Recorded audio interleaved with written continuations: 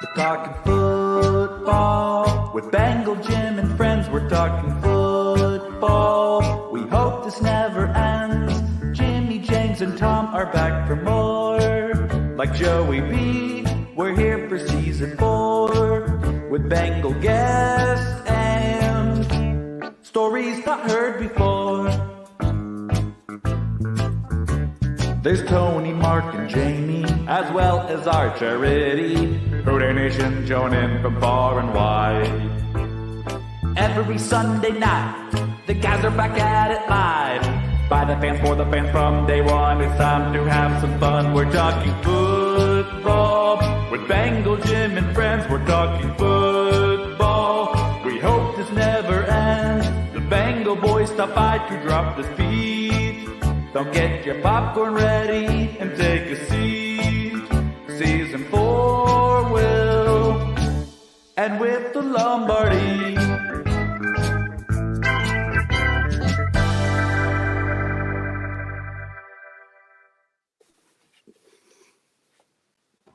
What's up, everybody, and welcome to another off-season edition of Talking Football with Bengal Jim and Friends. A lot of stuff to get through here tonight.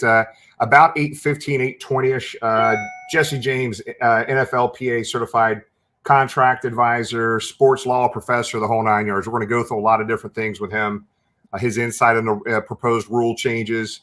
Let's get into some free agency and draft talk with Jessie James. He's an awesome dude. Tom found him and hunted him down and got him on the show here. But we will kick off tonight after a few more comments here. We'll talk a little bit more updates on the Jungle Jam. We've got some a few more updates to give you on that as well. So, Tom, where in the hell's everybody at, man? Well, James is somewhere under the sea, somewhere, snorkeling, deep sea diving, all that. If you've ever seen, what's that Cuba Gooding Jr. movie with Robert De Niro? He's kind of like that. He's a deep sea diver. He's doing that. He's got a knife in his teeth down there, going after it with sharks. He's doing that. Jamie, heard from Jamie last night. He is still celebrating his hockey team beating my Columbus Blue Jackets. So congratulations, Jamie. He's out of his second darkness routine. Didn't do him a whole lot good. And then Tony is getting ready for the draft, I do believe. And Mark is, we'll talk about this, I guess, in a little bit. Mark is still serving his suspension. So It's just you and me. Can you give everybody an update why Mark got suspended?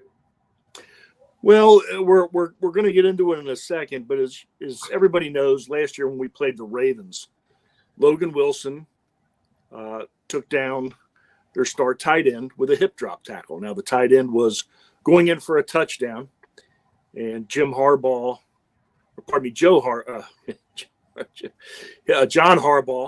had a conniption fit. Just came out of his skin. It wasn't necessary. I guess he should, let my guy into the end zone. And he really went on and on about it. And the clean player Logan Wilson is, the fantastic person that he is, and the leader. Mark took true umbrage to it. Went on a bit of a profanity-laced rant. It wasn't 9 o'clock yet. So Jimmy suspended him. He appealed the suspension. Jimmy and James confirmed the suspension. Then I think they actually added a few weeks just to be mean. But Mark's serving his suspension, and we look forward, at least I look forward to him being back very, very soon. Oh, man. I miss Mark, Tony, and James and Jamie. We'll have everybody back on full time here when the season starts up again here. But let's give a quick update, Tom, on Jungle to the Hall. One player update from last week. We're still getting close on a lot of other players. So all those players we have announced over the past few weeks on the show. We added one more. Bob Trumpy is also going to be in the house. Tom, that's a big get. Bob's an actual – I know a lot of folks really don't know who Bob is, but Bob is a Cincinnati football legend for sure. He's a Cincinnati football legend. He's an original Bengal. Was critical part of that offense that Paul Brown and Bill Walsh instituted here, really the infancy of the West Coast offense. He was a focal point of that, a favorite target of both Greg Cook and Ken Anderson. 3 Pro Bowls, and was one of those first guys that it brought in and ushered in a new era for tight ends of a true pass catcher. And he was extremely athletic. He could play wide receiver too when they had injury problems. But he really went on, maybe locally, to become more of a legend, hosting and creating sports talk on WLW. Right. And so like that. So it'll be great to have him there and talk about the other, talk about the team, talk about deserving Bengals into the Hall of Fame, in particular Ken Anderson. And Bob knows a lot of the voters and will definitely have an opinion to express. So he's going to add a big part of it. It's great that we have him. Yeah, great to add Bob. This time next week, we should have probably another 3 to 5, 4 to 6 new players to add to our list. So it just keeps growing. With that, Jungle Jam update on tickets sold, guys. Capacity, we're still going back and forth with the venue right now. Depending on how many kids and how much square footage we take up with vendors being in there and maybe some tailgate vehicles and cornhole, some of the other things we'll be doing. But right now, we're going to probably cap it out approximately that 3,000 number. We're almost halfway there, and we're not even 10 days into these tickets being on sale. We've sold, as of this morning, I get an update every morning about 8 o'clock, between 8 and 8:30.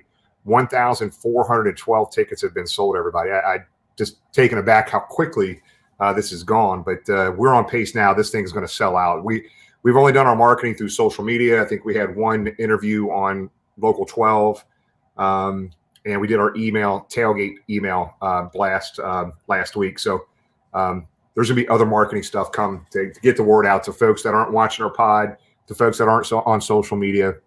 There's 10 times more people in that category than there are on social media that haven't seen it yet. So we'll make sure we get the word out. Spread the word yourselves if you're watching. Let friends and family know this is going to be a sold-out event at this pace. We're halfway to selling out in 10 days. So if you have friends and family don't have their tickets, make sure you grab them. It's not going to be a place you're going to be able to sneak in. I'm just telling you, there's going to be tight security for the venue, the whole 9 yards. So it's going to be a fun day. But 1,412 tickets sold, Tom. That's we didn't expect it's that. monstrous, and as you know, I was nervous about it, in the get-go. But there's a ton of interest, a ton of support, and one thing that I've been getting a few questions on, and Jimmy confirmed the date with me. I think right next to the center, to the venue, they're opening up. Is it 2 brand new large parking garages? Yeah, that'll be open about 2 months before the event. Yep. And I think parking is either $5 or $5.50. So, little cheaper than the north of the river. But so there'll be plenty of parking, easy to walk to, easy to get to, and it is a fantastic venue. Yeah, I'll tell you. And just for clarity, guys, there's questions that we can't answer. Some questions we can't answer as of today. As we get closer to the event, if you bought a ticket, your email is on file. You will be getting an email from us in the venue about where to park, how to park, directions. There's going to be a lot of clarity provided as we get closer to the event. And Ron, if you were at the tailgate last year, Ron brought us Hall of Fame truck, Canton Football Hall of Fame truck. He will be down there. That truck will actually be parked in the venue. You'll get a chance to get a picture of that as well. So pretty cool stuff. Also want to give everybody an update. Tony was able to land Duke Energy for a sponsor of the Jungle Jam Kids Zone, along with Caldwell Banker, a friend of ours. Johnny Hodge got Caldwell Banker. So Duke Energy and Caldwell Banker are co-sponsors of the Jungle Jam Kids Zone. Also, VIP just added, a sponsor just added here Thursday or Friday was Everything Bagel was sponsoring our VIP event. Obviously, Newport on the Levee, still our title sponsor. They really stepped up big time. You'll see some news coming out from Newport on the Levee about what they're planning on the levee that evening after the event. Go down there, have some food and eat and drink. And I even think the Mike Tyson fights that night on July 20th. So we're probably going to be watching it down at 16 Lots as well, down there in Newport. The other thing, too, the allotment of hotels that was provided for us for the Aloft Hotels right there on the levee, walking distance to the levee and walking distance to the venue that we're going to be holding the event at. More than half those rooms have been booked. So I would tell you, if you're coming in from out of town, we got quite a few people coming in from out of town. Make sure you call the Aloft Hotels. And actually, I have some images here. Can't remember what they wanted us to. Let's see here. Here's the Duke Energy, Johnny Hodge and Caldwell Banker sponsored Kids Zone. Get to that. Here it is. The Aloft. Use Mention Jungle Jam for the discounted codes. It was like $200 and something a night. Your price is $160 a night when you mention Jungle Jam. But make sure you grab your room quickly if you're planning on coming down, spending the night, especially if you're coming in from out of town. Grab it because you literally can walk everywhere from right there at the Aloft Hotel. Jimmy, have you been pointing out the Jungle Jam logo there? Yeah, hold on. Let's pull this back up. Yeah, there's really a lot of people don't know that James designed and implemented that. I think he stole that tiger from a bottle of cologne he has at home, kind of like from Anchorman. He told me 60% of the time it works 100% of the time or something like that. But James is very artistic and creative.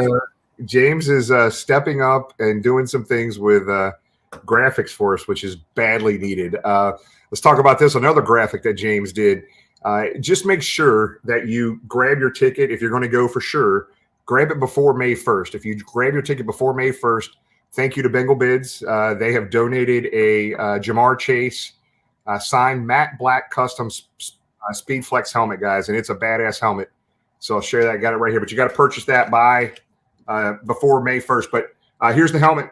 Jamar Chase sign, Speed Flex. So your name will be entered in for a drawing for the Speed Flex Jamar Chase. That's not a plastic replica, is it, Jimmy? That's an authentic helmet. It's the real deal. It's heavy as hell. It's a nice one. So we will actually do a drawing probably May 1st or 2nd for the drawing for that. So pretty cool stuff. So actually, looks like Jessie is in the waiting room right now. So Jess, we'll give you another minute. I know you're just popping in there. I know you can hear us. We can see you, man. Don't pick your nose or anything. We can see you. But once he gets settled in time, we'll pull him in here. Before we pull him on, anything else you want to talk about? No, I think what we're going to do, I'd rather just go ahead and wait for Jessie when he looks set and ready to go. Yeah. I mean, there's some questions. There's a bunch of questions. We already got almost 700 folks in the room right now. Will Zach Taylor be at Jungle Jam? All I can tell you is stay tuned. There are going to be a lot of folks there. And as we get closer to the event or as people start confirming, we will make those announcements. But I got a feeling there's going to be a lot of big names down there. That's all I can tell you right now. I can't. Well, I think from the current locker room with Ted Karras, Andre Yoshivash. Who else is confirmed? It's a current player. Let's see here. Hold on. Got my list here. We got Blake and Corey Dillon, who are not current players. There's a lot of other guys that are to be determined, and we should know here very, very soon. But Yoshi and Ted sounds like he's good to go. There's a pretty good chance Logan Wilson and maybe even Evan McPherson. Again, as we get closer, we'll firm those up and let you guys know. All right. Tom looks like he's ready to go, brother. We will go ahead and make this introduction. Before Tom does the introduction here. So, guys, I think this is probably one of the more unique guests we've had on in our 4.5 years of being on air here. But NFLPA certified contract advisor, right, Tom? So, guys, we're going to go over some proposed rule changes. Let's talk some Bengals with you, man. And get your questions ready, throw them in there. I will get to as many of them as we possibly can. But for somebody to have some insight in some of the proposed rule changes here would be fun. I've got that list ready to go. We'll go through each one of those. Go through and Google the proposed rule changes and see which one you guys want to talk about the most. But Tom, go ahead and make the introduction here, bud. Well, as you said, Jessie, pretty much he can understand what contracts are, what proper compensation needs, like Higgins, and we'll get into that. Sort of what is things happen through an agent's point of view. He's also a sports professor over at Northern Kentucky University, where I guess in some way, shape, or form with my two kids, I'm helping pay his retirement. But it's a real privilege. He's a great follow on Twitter and well respected in the area, and I know well respected by the Bengals franchise. So without further ado, kicking us off is Jessie James. Hey, who day? What's going on, big dog? How you doing, buddy? Man. Yeah, no complaints here. Jim, Tom, thanks for having me. Watched your guys' podcast for a while now and was honored for the invite. So thank you so much. We tried to get you on sooner, but Tom has this list of guests backed up. You were down on the B list there for a long time, but you were actually. I was going to say, I take no offense to that because the list of guys you guys bring on there is incredible. So just to even be slotted in, whoever canceled, I'm glad they canceled for me to be able to come in. So it wasn't a cancellation. It was just I got tired of talking. You know, we've been trying to get T. Higgins' agent on, and Darth Vader is a busy guy. Darth Vader is a real busy guy. I mean, pure evil, disdain for anything Cincinnati, and it just got tired. Breathes funny. Got tired, trying to get him on. So, but no, thanks for coming. Yeah, David's been hiking that market up for years. Oh, yeah, he has. Oh, yeah. So, Jesse, just before we get into some questions here, tell us exactly what you do and really what your role is. So I just, Tom introduced you, but kind of dig a little deeper for folks and help people understand exactly what you do. Sure. So I am an NFLPA certified contract advisor, NFL agent for the general public. We are the voice of the players. I mean, we go in front of the executives. We are the buffer for them. We take on a lot of the criticism that they do not want to hear from clubs. They are battling their end of the contract spectrum. We have our position in the contract spectrum, and that's what we do. I mean, we put together, we formulate kind of where we believe they should fall in the market, why they fall in the market that way. And then, of course, we listen to the club sit there and berate our client and tell us why they shouldn't be paid what we think they should be paid. It's a open spectrum type of thing. We want to see the market continue to increase. Fans, not necessarily. They want to see kind of the team-friendly deals. And, I can shine some light as well on why team-friendly deals aren't the typical thing that you see. We look at contracts as a whole. The language of the contracts, the slotting systems, everything, A to Z, start to finish, from the time the season ends till the extension's signed or the contract is signed. We're in the team's ear from beginning till end. Yeah, that's awesome, and that thanks for digging into that and explaining, providing a little bit more clarity to everybody about that. So, as you guys are watching right now, Facebook, Twitter, and YouTube, we almost have 1,000 folks in the room right now watching on all those platforms. Throw out any question. I think this is one of the more unique guests we've ever had, and I'm pretty excited to dig into some questions with Jesse. So get your questions ready. I'm going to kind of a lot of T. Higgins questions we'll get to, Jesse. Sure. But Tom, go ahead and kick us off, bud. Well, I'm going to kick us off with just that, with T. Naturally, I don't think it was a big surprise to anybody that the Bengals ended up franchising T. And maybe not too much of a surprise that T put not a rant or a rave, but a polite request to be traded to get that big contract now. And it's somebody in his situation. I mean, we see the Jamar Chase jersey behind you. I'm guessing from Cincy Bids. But, what would his agent, Darth Vader, hear from the Bengals? I mean, are they hearing, T's part of the family. T's special. Joe loves him. But you know what? He's wide receiver too. He's hurt a lot. Despite the spectacular things he does, conceivably maybe we could replace him. And he is special. We want him, but guys, you want 26, 27 million, and you want 21 million of that guaranteed. What is a response from an agent in that kind of situation? Yeah, so I imagine these conversations took place last year when he was extension eligible. They probably had the conversations, hey, what AAV are you looking for? What is the amount of guarantees you're looking for? The total term, how many years? And honestly, you heard the rumors out there that the Bengals and T kind of hit a stalemate and they haven't really talked it all this offseason. And that could be true. The Bengals may have left it last year because, maybe David said, hey, look, if you're not going to meet these numbers and there's nothing for us to talk about. And the Bengals may have said, you know what, there's nothing for us to talk about. We're not going to go after those numbers because they know what's in place. They know that they have the franchise tag to fall back on, or the prison tag, as us agents and some of the players call it. But yeah, so I imagine a lot of those conversations took place last summer, and probably the Bengals probably said, "Hey, look, we're going to wait and see what the market does." The wide receiver market is volatile. It goes up, then the players who are up sometimes get cut and they fall back down. The players who you don't think are going to kind of get slotted somewhere in between end up getting slotted much higher, a la Calvin Ridley Jr., a couple years ago, Christian Kirk.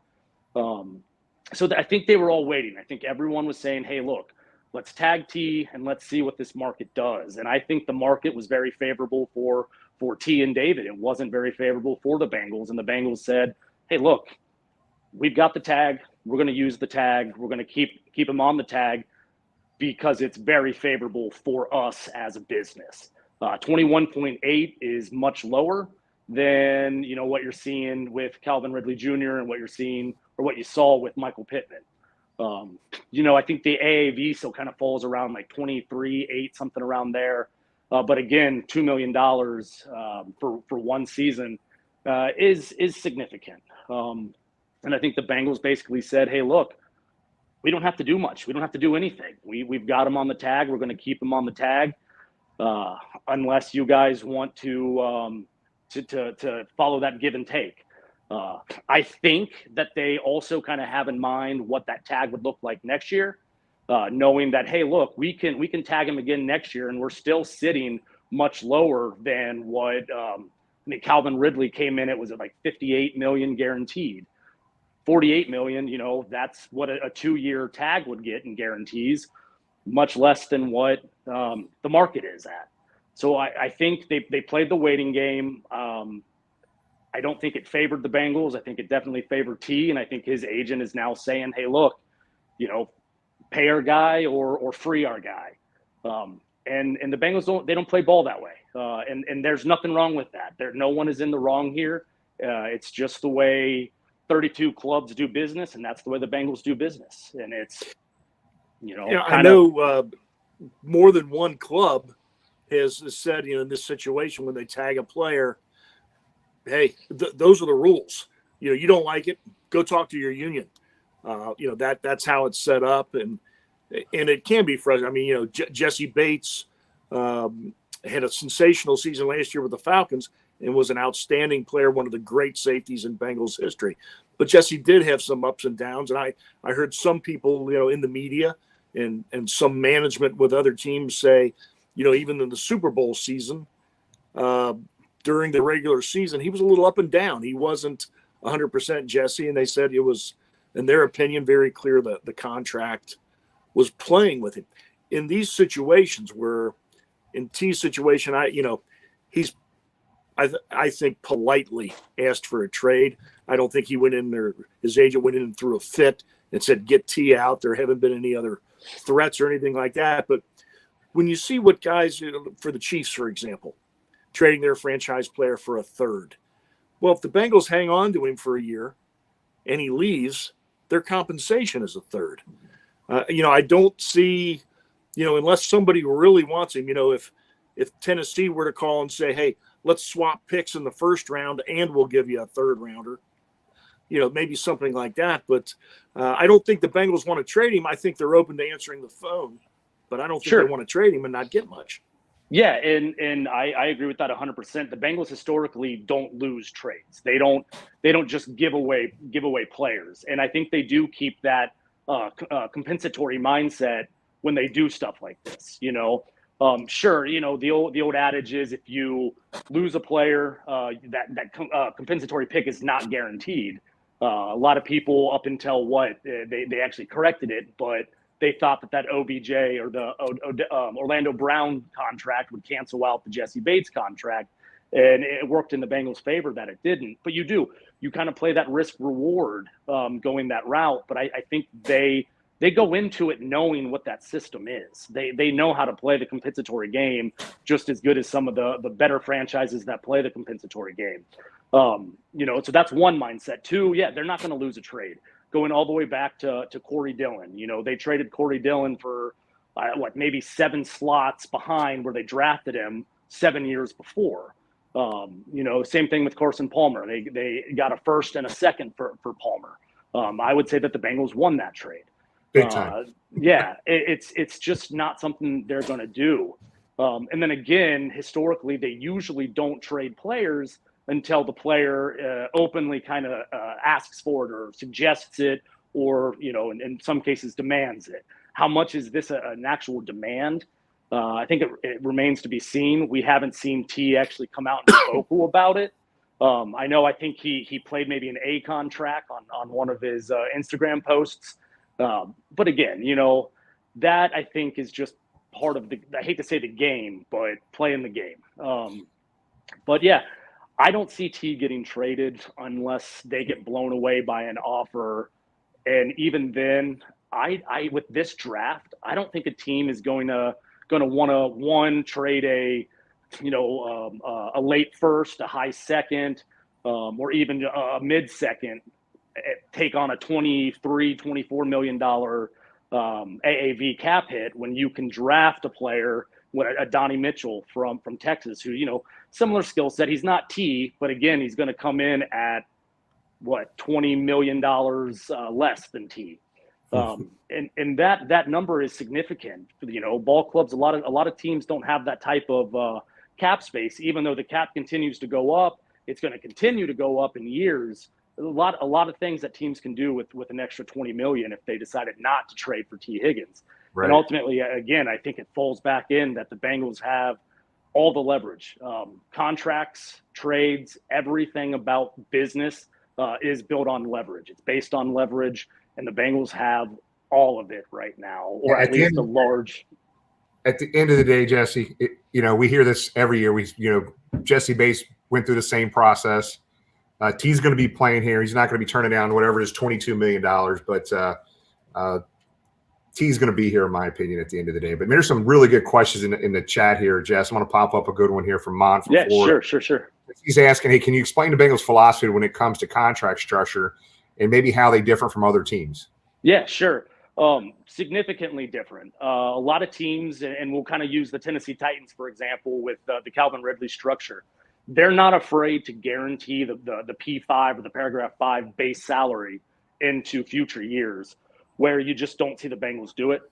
They did it with Joe Burrow, but other than that, I don't think I've ever seen the Bengals guarantee the paragraph 5 base salary. I haven't looked back to what Carson Palmer's contract extension was, but even then, I'm not sure if that was a guarantee for the base salary.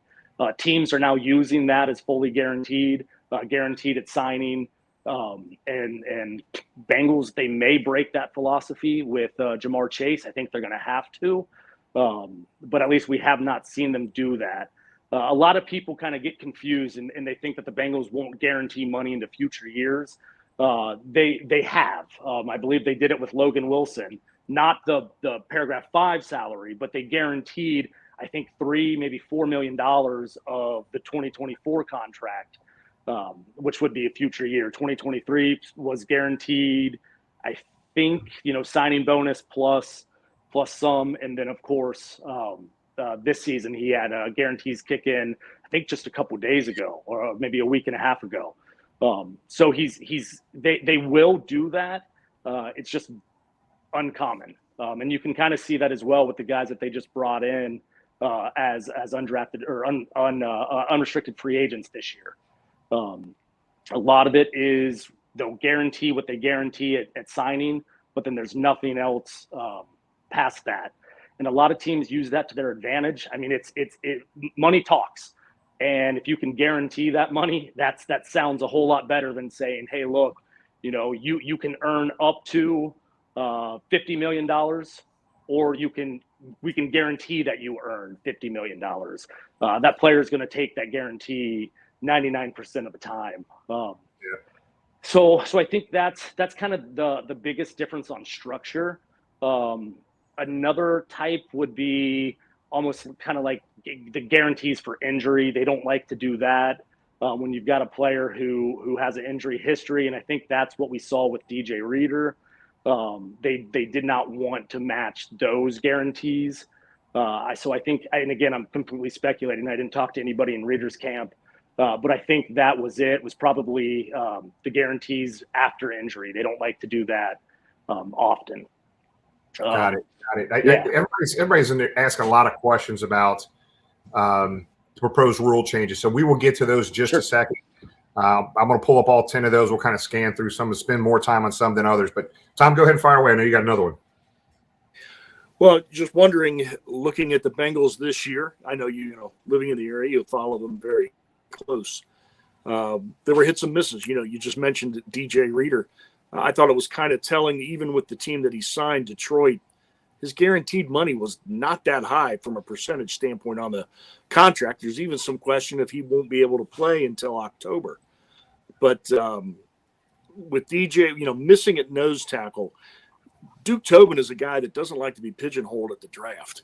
He likes to lean on his board, but we don't have a nose tackle, and we were very easy to run against last year. And, we played Cleveland twice, we played Baltimore twice, and we played Pittsburgh twice, and all of them can run the ball. Do you see some kind of move? Do you see him giving up? And Duke doesn't like to trade his draft picks. He'd rather get a root canal than trade a draft pick. Do you see them, trading a mid or late round pick to somebody to get a nose tackle?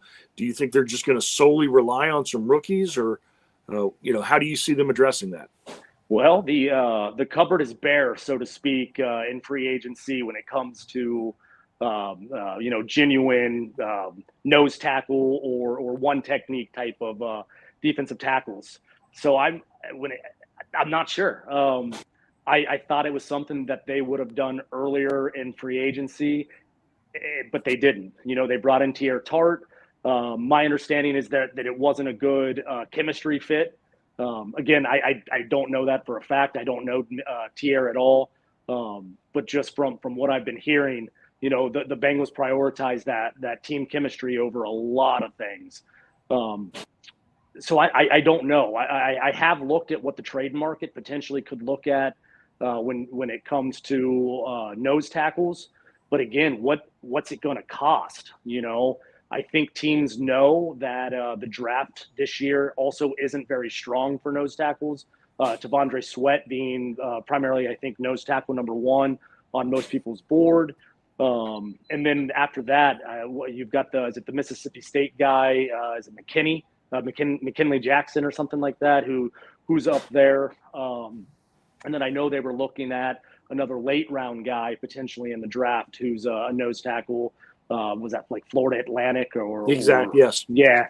So I know they've been looking. They've been making their rounds. They've been sending the scouts to go look at these nose tackles. And in fact, you saw Zach Taylor himself was down in Texas for the Texas Pro Day. And I do think that was just to kind of see everything, all the toys, so to speak, that were down there in Texas. So go ahead. 2 follow-ups though on the nose tackle and what comes that way this year for the Bengals. One is for the market. The market went. That was the position to play. The market went much higher than anybody thought it was going to be. Is that simply supply and demand, or is that the guys that's there? Number one, and number two, and I'm not picking on T'Vondre Sweat at all, but being an agent, you've talked to these teams. Is there something where the teams come in and they go, this guy's got a little bit of a weight problem? To us, that's indicative of an intensity problem. Does he love the game? Does he work at the game? Is he committed to winning a Super Bowl by taking care of his body? Yeah. So again, we'll go right back to why I think Zach was at Texas's pro day, was to talk to the coaches.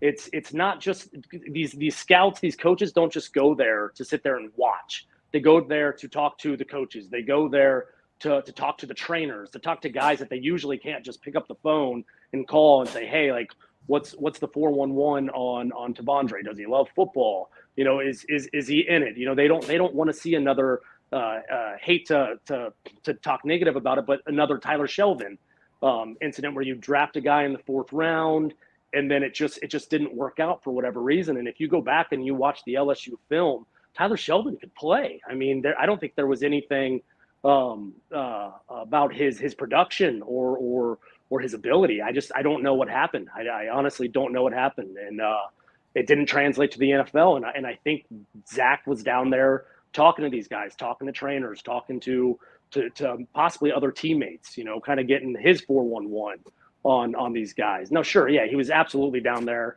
scouting and looking at these offensive weapons that Texas has. But again, why wouldn't he at least do his due diligence while he's down there and try to figure out, what the coaches think of T'Vondre Sweat? It's no secret that's what they need. They're not a typical 4-3 defense that's going to run out to 300-pound defensive tackles. They want a big body guy lined up in the one gap that can take up two guys and let the linebackers kind of be free, and then let that 3 technique just kind of shoot whichever gap he feels he's got the best go at. And then you were talking about the market with defensive tackles. I think the writing was on the wall and again, he already made his bread and butter and his money. But when you saw guys like Aaron Donald being able to wreak havoc and change games, and then all of a sudden you've got Jeremy Simmons a couple years ago, or Jeffrey Simmons. Jeffrey Simmons, was the highest paid, I think, defensive tackle for a while until the next guy came. But these guys are getting, 2 sacks a game. They're all double-digit sack guys now. When years ago you only had Geno Atkins, who was the only guy who would get double-digit sacks as a 3 technique defensive tackle. Now it's, you might have 3 guys in 1 year. Look at what he's scarred my brain watching him in the AFC Championship game against us, and I can't even think of it. Chris Jones. What Chris Jones has been able to do. It's insane.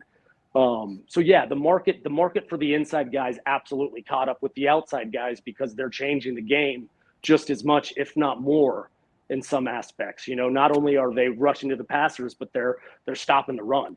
A lot of these ends, they're not really asked to stop the run. That's just not their bread and butter. And these 3 techniques, they're able to. They do both. So I think it was just a matter of time that they were actually going to catch up and now maybe even surpass what you're seeing. Yeah, with the edge guys. Yep, interesting, evolving league for sure. So let's get into Jesse the some of the proposed rule changes, and let's kick off. There's multiple questions in here right now. I'm sorry, I got to get on another screen to pull these up, but one of them was the kickoff rule. So could you go through the proposed? The kickoff one's a fun one. Everyone who's been watching the NFL the last couple of years knows that the league is basically tried to just get rid of the kickoff. And the kickoff is one of the most exciting plays in all of football. I think 2 years ago, it was then the XFL implemented this I'll call it was a sweet rule. It was a sweet kickoff where kicker starts from, the traditional kicker spot, returners down in the traditional returner spot. But then you have 10 kickoff, I guess, personnel lined up 10 yards away from 10 of the return personnel. And once the ball either hits the ground or the returner touches it, it's live. The kickoff specialists can go down and try to tackle them. What this does, though, is you're not running 40 yards downfield anymore into head-on collisions. You're only running, about 20 yards. And they really looked at the data from the XFL, now the UFL, and saw that, hey, look, we didn't have these head-related traumas. We didn't have these influx of injuries on kickoff. And I think the league has really gravitated towards this. My fear, my concern is how old school some of these owners are, that they don't like change. But I'm hoping some of kind of the youth that's in ownership now, if we can even call it youth, but the newer blood, so to speak, I think really like this rule. They're meeting right now with the owners, the yearly owners meeting, the annual owners meeting down in, I believe, Florida. And I think this may be one that gets the required 24 out of 32 votes, at least for a year try basis, and see what or how it goes. It'll bring a lot of the excitement back to kickoff. I mean, how many times, you go to a game, or even if you're just watching a game and you don't even care like you used to on kickoff. They really took the Devin Hesters out of it. And I hope that this will bring back that opportunity. So yeah, I think every fan would like to see that for sure. For sure. Here's a good one here. I guess the old Logan Wilson hip tackle is on the docket here too. Jesse, kind of talk to us a little bit about that. Yeah. First, I will say the players hate this proposal. The NFLPA hates this proposal. The only people I think that really truly think that this is an issue are ownership, because owners don't want their star players out of the league or injured or on the sideline. So this is kind of the rule or the way that they can kind of make sure that doesn't happen. Guys that I've spoken to, even offensive players that I've spoken to, aren't a fan of this. Sadly, I think it's going to pass. I think it's going to create even more issues with confusion. Go back a few years. God, it might even be close to a decade now. But when they changed the catch rule, what is a catch, and how much confusion surrounded that, we're going to see the same thing with this. What is a hip drop tackle? Why are you going to penalize a defensive player who's really trying to do their job? Stop the runner. And I get it. The injuries are up from it, and no one is trying to hurt one of these guys. No one's doing this intentional. If you're going to penalize a defensive player for trying to stop them, are you going to penalize an offensive player for trying to gain more yards? And I'm sure this is something that's up for debate. You fall on one side or the other on this, but I don't like this rule. Jesse, we were talking about it before you came on, and I think a lot of this started from the national TV game that the Bengals were on, where Logan Wilson took down Mark Andrews, and John Harbaugh, in only a way that John Harbaugh can, whined and threw a fit after the game that at that part of the game the tackle really wasn't necessary. Well, Mark Andrews was going in for a touchdown. He was going in for a first down and a touchdown. He was inside the red zone. Logan Wilson is far from a dirty player, and we all know the quality individual he is. Absolutely. So that's and I understand. No owner wants anyone injured, but particularly their star players. But my concern is this, and concussions are being addressed, and thankfully so. But in recent years, flag football is becoming insanely popular with youth. Women, high school teams in the area now have flag football teams. If they keep changing the rules like this, that's where we're driving the NFL. We're going to have flag football in another 15 years. Yeah, I mean, everything you said is not wrong. It just is going to create so much confusion on, what exactly is a hip drop tackle, or the players. It's going to create confusion for coaches. It's going to create confusion for, and the biggest problem, the referees. This is a league that's still, like you said, they can't decide what a catch is. Yeah, it's not going to be good. I think next year is going to drive fandom crazy, and not just the Bengals fans, but fans all around. You're going to see a guy similar to I hate to go back to it, but the play where Mark Andrews was trying to score a touchdown. I mean, what's a player supposed to do? Just kind of let go and say, here, sir, here's the goal line. Exactly. It's not what players are trying to do. And again, I go right back to it. No one is trying to purposefully hurt the other players. These guys are all friends. I think Mark even came out and said, like, look, I don't think Logan was trying to do anything dirty. And again, I don't want to quote what Mark said or misquote what he said. But again, you're absolutely right. Logan is class act. I mean, he's what you want your son to strive to be when he gets older. And I just think that this is going to be more bad news for the league. It's gonna get into playoff time, big plays on the line, and someone's going to fight for extra yards. The player's going to do what they can to make sure that they don't get that first down, and you're going to see that flag come in when, you know, it's a close, did he drop? Did he or did he just finally wear the guy out to go down? I mean, it's tough for me to even explain it because I don't really even know what the hip drop tackle, so to speak, is. I mean, sure, you throw your feet out and you use the weight of your body with the force of their movement to go down. Okay, that's a lot of the time what you do to tackle somebody who's 250, 260 pounds. So, you know, it's unclear. It's not a rule that the NFLPA is a fan of. And they even asked the NFL to reconsider. So will they? Absolutely not, because they don't listen to anything that the NFLPA or we say. But that's another argument for another time. Hey, Jesse, talk about one of the other potential rule changes you think be a good topic to talk about. There's a lot of them on here. I know. They were. I think the Colts proposed a topic that would allow for, again, replay of I think anything within 2 minutes, whether that be a penalty or kind of goes back to the whole pass interference call when they could replay that. And I can tell you from what I heard just today, that is not gaining traction. I don't think that will happen. Gosh, I know there's 10, and for some reason I'm drawing a blank. I'm going to see if I can sneak up on the phone and see what some of these other ones are. Yeah, I've got 5 here. I got them on the screen if you can see them. Is it large enough, Tom? Can you guys see this? Oh yeah.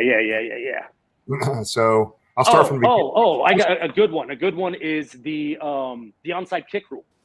You know, whether they want to set the ball down, I think on the opponent's 20-yard line and go for a 4th and 20.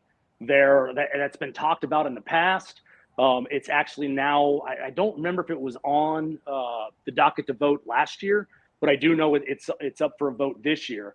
What that would do is, instead of the old traditional onside kick where you put the ball on the traditional kicking spot and you have to make the ball go 10 yards. If it doesn't go 10 yards, flag, and then the receiving team automatically gets the ball.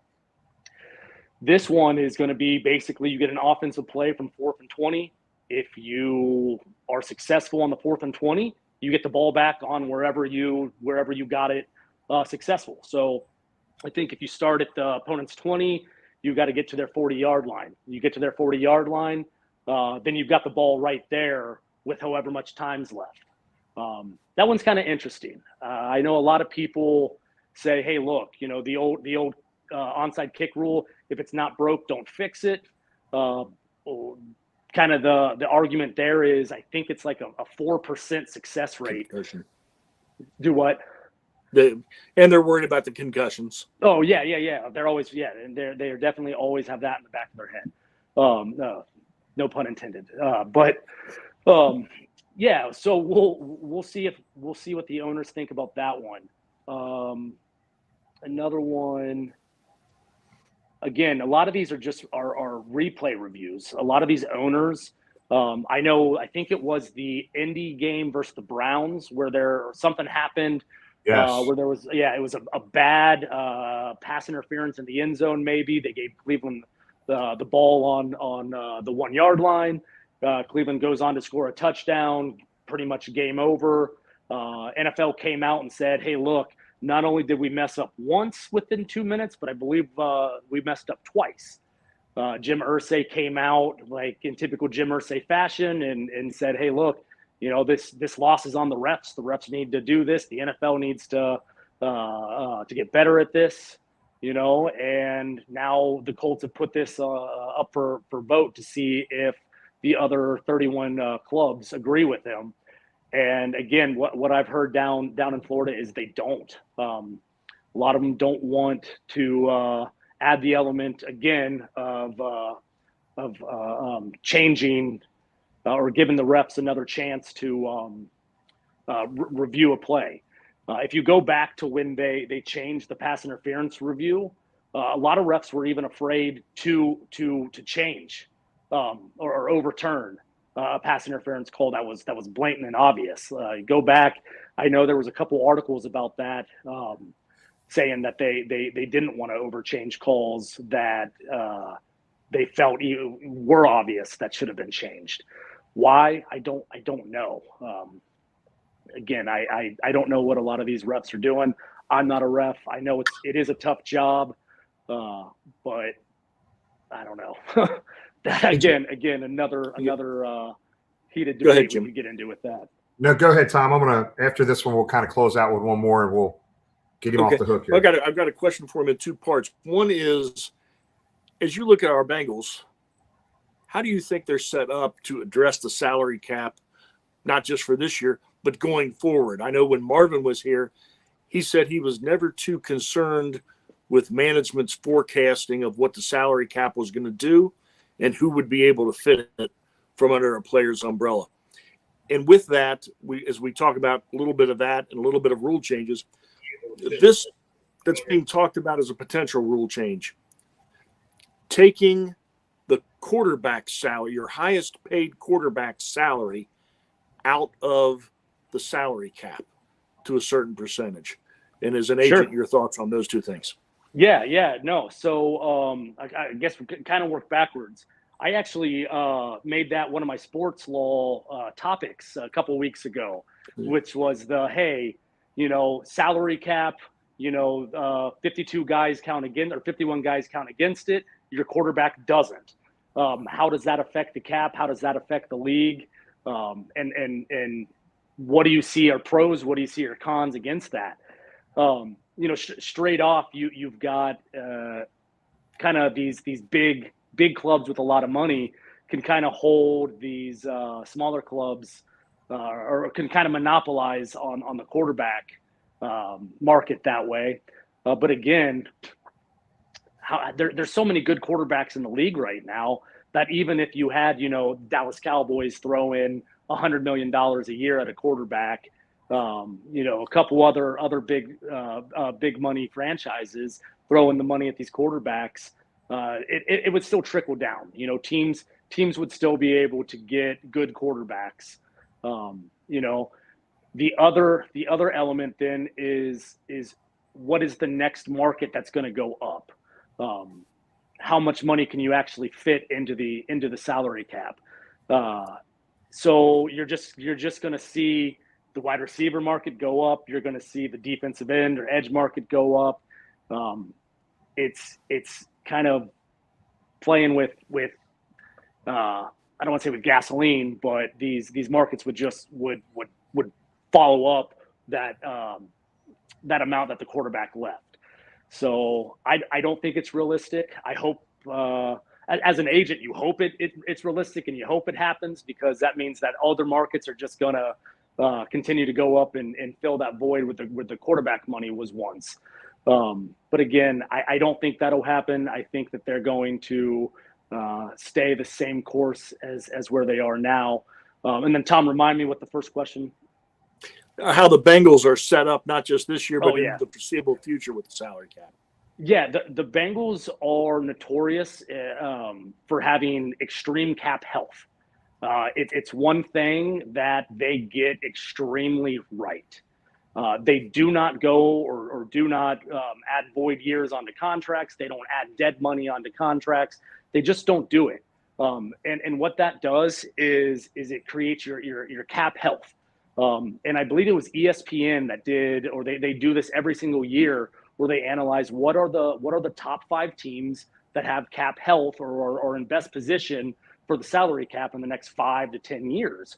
And I think it's 5 years, because 10 years, nobody has contracts going out that far. So no one can even analyze that. But within the next 5 years, and the Bengals, I think, have been number 1 or 2 or 3 the last 2 years in cap health.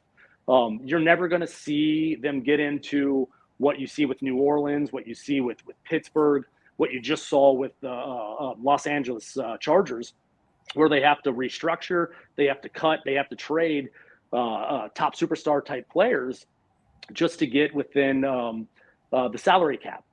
They're never going to be in that position, because they know what they're doing in the sense of, hey, look, let's negotiate this contract. Let's put a lot of this money up front, and then let's let the player realistically live out the length of that contract. You don't have the restructures where you're converting the paragraph 5 salary into signing bonus, and then you're kicking it out a year or two, where the player's contract ends in 2 years, but that salary bonus restructure is going 4 years. So out 2 years when the player's not even on the club anymore. It is a tool that teams can use to kind of, I'm trying to think of the word here. I've talked so much, I'm losing words. But they can kind of fluctuate the cap or kind of bend it to better fit their team.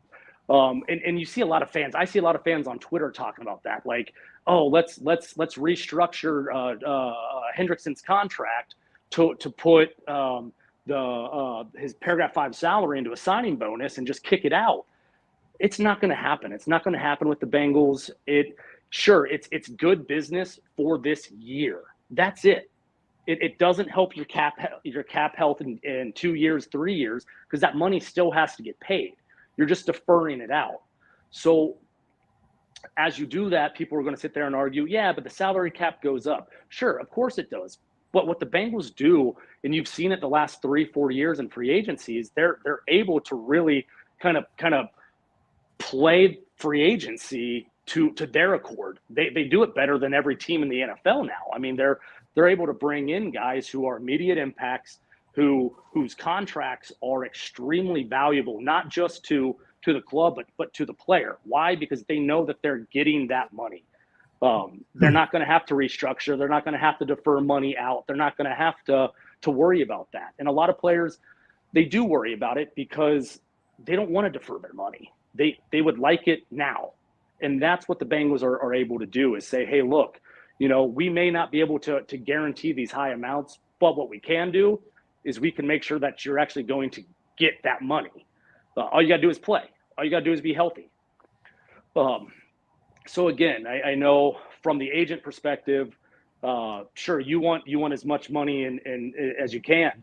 From the Bengals perspective, they're doing it right. They're doing it really, really, really well in the business mindset of things. Nice. Again, the contract to watch is going to be Jamar Chase's contract. Reason being is I believe Joe Burrow's contract does have those void years on it. I'm not sure how in depth people have gone into it, but I think it goes 3. I think he has 3 void years on his contract. So some of that money is going to have to be paid when potentially he might not still be a Bengal. Now, that's long time down the road. Joe's going to sign all these contracts and retire a Bengal. That's the way. Excuse me. That's the way our mindset is. And that's the way it should be. But again, from just looking at the salary cap, looking at 5, 6, 7, 8 years down the road, I think his is the only contract that adds those void years. They did it with Riley Reef a few years ago, and I don't think it really played to their advantage. I think what they ultimately would have loved to do is Riley wouldn't have gotten hurt, and then they would have given him another potential 1 to 2 year extension after that. But he got hurt. And I think they looked at that and kind of went, maybe we shouldn't be adding these void years. Because it seems like each time that they do something, it kind of bites them in the butt a little bit. Good stuff. So Jesse, tell us about, are you a professor at NKU? Yes, sir. Okay. Did the Bengals host you in maybe a class or something down at the Paycor Stadium? Yeah, so I've known Troy since my time working with Richard Katz at Katz Management Group. Reached back out to Troy. Long story short, Richard Katz was the sports law professor at Chase College of Law back when I was a student at Chase. 10 years ago, took that class, met Troy, started working for Richard as soon as I got done with school, kept that relationship with Troy open. Got hired at the undergraduate level to teach sports law, and immediately reached out to Troy and said, hey, look, I got to do this for my students. If you'd allow us or something similar, it's something that I still talk with my sports law or my law school buddies about, like, hey, you guys remember when we toured Paycor? It's always going to be Paul Brown Stadium in my heart. when we toured Paul Brown Stadium and met Troy and did all of that, and we all still talk about it. So Troy said, "Yeah, absolutely, Jesse, let's do it." I'm glad you brought this up, because the one thing Troy told me when we were talking about dates to set up, he goes, "It can't be in March." And I said, "Okay, why not?"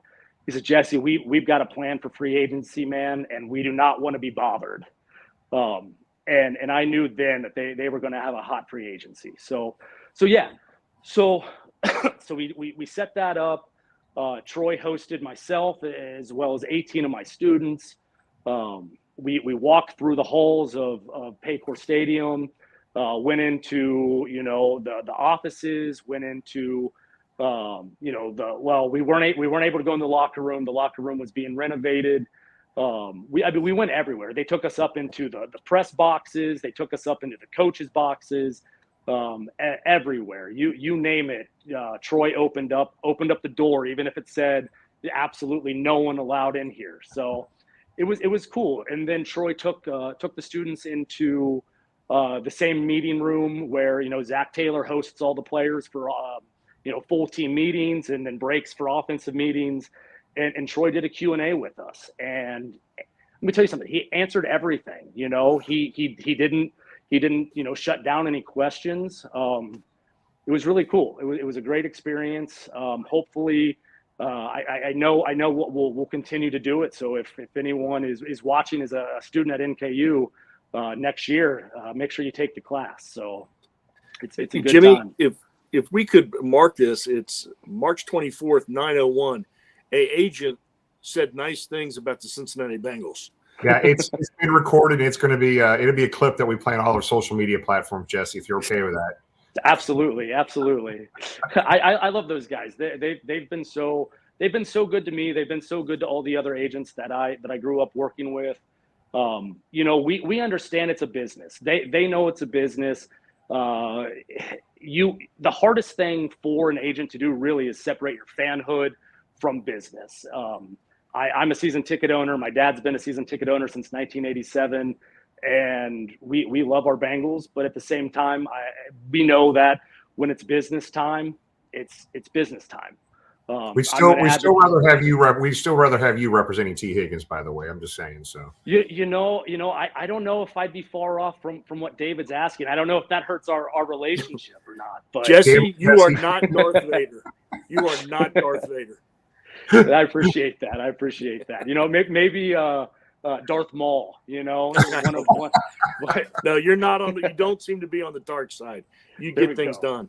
No, Jesse, look, man, it means a lot. I tell you what, we've had a lot of episodes, 200 plus episodes since we started this damn thing, having fun with this thing, right, man? But this is probably the most insightful behind the scenes discussion around rule proposals and contract stuff that we've ever had. And Jess, we'd love to have you back, man. Plus, July 20th, we want your ass down there if you're available. We want you at our event, Jungle Jam. We've got this thing's going to sell out. We'll make sure we get you down there, man. We want you to be part of that. Sure. Jim, I've been to your tailgates a bunch. The most recent one, other than the Cleveland game, but the out-of-town one was in Jacksonville. Bengal Jim, you know how to throw a party, my friend. You know events. You know the Bengals. This was awesome, man. I feel like I am in the presence of greatness. Stop. So thank you. Just for clarity, Jess, like Tom and James and Craig and Dell and Tony and all these guys, they're the ones that make all this stuff happen. We're all involved equally in this stuff. But Jesse, it was great having you, man. Big time. It was fun. Yeah. You guys are awesome. You guys are the real MVPs, man. So thanks for having me. I would love to come back anytime. Please. Just shoot me a message. You guys got my contact and we'll do it. I love talking football. I love talking Bengals. So this was great. Thank you both so much. Next time we get together, Jesse, we do it over some beers, Jesse. Absolutely. That sounds awesome. We'll see you soon. Hey, appreciate you guys. Thanks again. Who Day.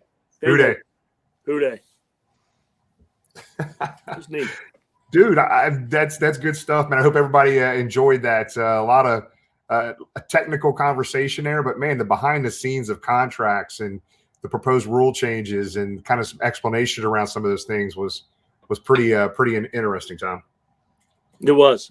He's he's a class act and a local guy, and just like anything else, you can't judge a book by its cover. Just because he's a player agent doesn't mean he's evil. I know, man. I would have, I would have never guessed. If you didn't know he wasn't a player agent, man, a really good dude, knows his shit. So it was good stuff. I figured to find a guy behind a desk, chomping on a cigar, snarl on his face with a needle, sticking a needle in his Katie Blackburn doll, and Jesse's just lucky he wasn't around as a player agent when Paul Brown was around, because Paul Brown absolutely despised agents. I remember the recording when he was up on Lake Erie, still coaching there, warning the players about agents, and he said he had a high draft pick one year, and the guy came in with a big time agent who was going to tell Paul Brown how to do things, and Paul Brown said, "I cut him. Guy's barely eating now." Well, guys, go ahead, Tom. Close it out here. Just me and you. You kick it off here or close out, man. We're a little bit over past time, but not too much. Again, thank you to everybody. It means so much to us that you allow us to do this every week and talk Bengals football with you guys. So to carve out time, everybody's got a busy schedule, but to carve with us. So thank everybody again. Please on our social media pages, Jimmy, I'm on X. Jimmy's on everything. We're on all the platforms. We're good. on for Jungle Jam and Jungle to the Hall 4, July 20th. So please keep in touch. We will be off next week. So happy Palm Sunday to you. Happy Holy Week to everybody, and happy Easter next week. We'll be off next week, so everybody can spend some quality time with their family and not feel rushed. So, and I know everybody else will do that too. When we come back, it will be April. It will be draft month. And we are going to have a draft expert on every week. They're already booked. Looking forward to it. So we'll have a draft expert on, and probably, it's safe to say probably two. In fact, some traditional names as well, Jimmy, wouldn't you? Yeah. We say that without, You're good, man. Actually, you say it, we got to make it happen now. It's all good. Yeah, but I think it was happening anyway. But thank you to everybody. And when we come back after our Easter break, I know we will at least have James back, and we'll see if the Easter Bunny drops off anybody else to us. All right. Yeah, I just want to reiterate, Tom said. Tom nails it very eloquently. You guys could be doing anything on a Sunday night, on a Palm Sunday, right? But we appreciate you spending time with us, having some fun, having some conversation. If I didn't get to your questions, I apologize. Questions were coming in through here pretty hot and heavy, so I got to as many as I could. And if I didn't, he addressed some of them already on there. But thanks so much for taking your time with us. By the fans, for the fans, we do this together, and we appreciate having you guys. Jungle Jam, like Tom said, we're at 1,412 tickets sold as of 8 o'clock this morning. We're literally at the halfway point of a sellout for this event. So I know what's going to happen. There's going to be people that wait too late to grab a ticket, and they're not going to be able to get in. But grab your tickets soon. I did put a link in the chat area when the show started. Actually, I'll try to put another link in there in a minute, but I might still have it here. But make sure you grab your tickets. I just posted the link again in the chat area, so make sure you grab them. Send it to your friends and family. Make sure they get a ticket. And if people are coming to you trying to sell their ticket, there's been some, just like with any event that goes on, there's scammers out there, guys. Do not buy anything from anybody unless it's a very close personal friend of yours. We've had to shut off our comments every time we do the post on the ticket sales. We have to turn off the comments on there because there's people going on there saying, "Hey, I bought my ticket. I can't go now. Anyone want to buy it from me?"